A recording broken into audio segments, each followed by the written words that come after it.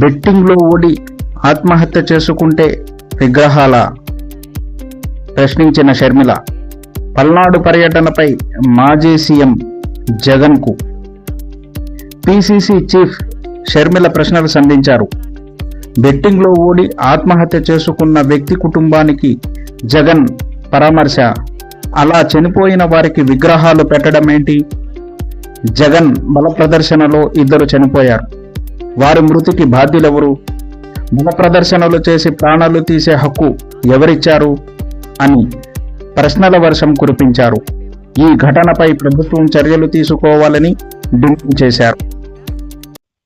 బల ప్రదర్శన యాత్రలు చేస్తున్నా కూడా ఎటువంటి ఆంక్షలు ఉండవా? కారణం ఏమిటి? జగన్మోహన్ రెడ్డి గారు మోడీ గారి దత్తపుత్రుడు కాబట్టి ఆయనకి ఏ ఆంక్షలు ఉండవా? కాంగ్రెస్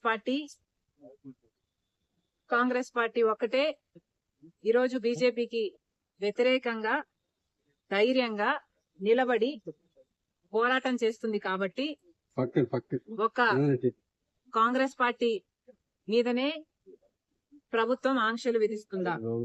చంద్రబాబు గారైనా పోలీస్ డిపార్ట్మెంట్ అయినా సమాధానం చెప్పాలి.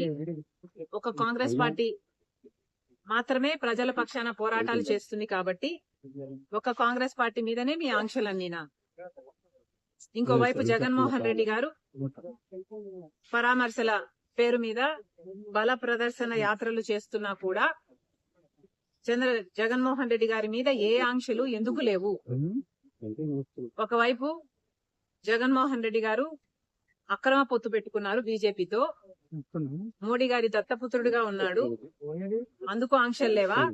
లేకపోతే జగన్మోహన్ రెడ్డి గారి దగ్గర డబ్బులున్నాయి కాబట్టి బల ప్రదర్శన చేయడానికి జనాన్ని పోగు చేయగలడు కాబట్టి, లేదా పోలీసులను కొనుక్కోగలడు కాబట్టి జగన్మోహన్ రెడ్డి గారి మీద ఏ ఆంక్షలు లేవా? ప్రభుత్వం సమాధానం చెప్పాలి. బెట్టింగ్ లో ఓడిపోయిన వాళ్ళకి విగ్రహాలు కట్టడం ఏమిటి? వాటికి ఒక పార్టీ అధినేతగా జగన్మోహన్ రెడ్డి గారు వెళ్ళటం ఏమిటి? సమాజం ఎటుపోతుంది? ఎటు తీసుకువెళ్తున్నారు? ఒక నాయకుడిగా జగన్మోహన్ రెడ్డి గారు ఏం చేయాలి? ప్రజల సమస్యల మీద పోరాటం చేయాలి. చంద్రబాబు గారిని నిలదీయాలి. సూపర్ 6 ఏమైంది అని అడగాలి. రాజధాని విషయంలోనైనా, వైజాగ్ స్టీల్ విషయంలోనైనా, పోలవరం విషయంలోనైనా, స్పెషల్ స్టేటస్ విషయంలోనైనా చంద్రబాబు గారు ఇంత అన్యాయం చేస్తున్నారు, మరి ఏమైంది అని ఒక్కసారైనా అసెంబ్లీకి వెళ్లి నిలదీసే దమ్ము జగన్మోహన్ రెడ్డి గారికి లేదు. కానీ